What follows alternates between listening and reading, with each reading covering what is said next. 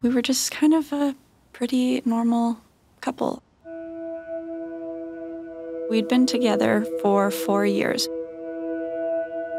His mom called me, and I just remember thinking, why is she calling me at 8:30 in the morning? And she said that Ben was mugged and assaulted, and that he was in critical condition in a medically induced coma.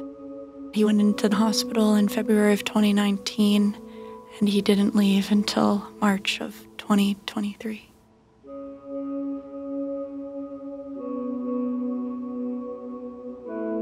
My role as his caregiver very much ranged over those years, but in the beginning, it was quite intense. We worked on moving the lips, forming sounds, naming objects. I just instantly knew that I was going to stick by and figure it out, but I also didn't know what it meant at the time. It's a very complicated feeling to go through, I think, at any age, but I think exceptionally so at 25. I always knew that I had the choice to walk away. And I know people in the community that have had to walk away.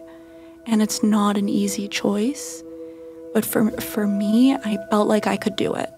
4.5 years and 66 surgeries. There was always the talk of him coming home. You're just never quite ready to accept it because you're just terrified of it not coming to fruition. And then it did, and it was such a surreal experience. He came home and walked in the door, and we just sat on the couch and looked at each other, and we're like, this is kind of weird. Who is this strange man in my house? I've lived alone for 4.5 years. And I said to Ben, I have been so patient with you for so many years. I'm gonna need you to be patient with me now. He said, absolutely no problem. You have to learn to know each other now. The version he knows of me is a server who travels and works out 6 days a week and is out and about and energetic. And I just went now through 4.5 years of trauma, right? And so he comes home and sees firsthand how I've changed and sees firsthand the ways that I learned to cope. If I feel every emotion that I'm always feeling, I don't know how I would have survived that time. And I think that can make you cold or just hard. I'm very aware of how lucky we are. A lot of people may think we're unlucky. You're in the wrong place at the wrong time. 4.5 years in the hospital, 66 surgeries. So many things have happened over the course of these years, but he is here. And not only is he here, he's thriving, but we're not done.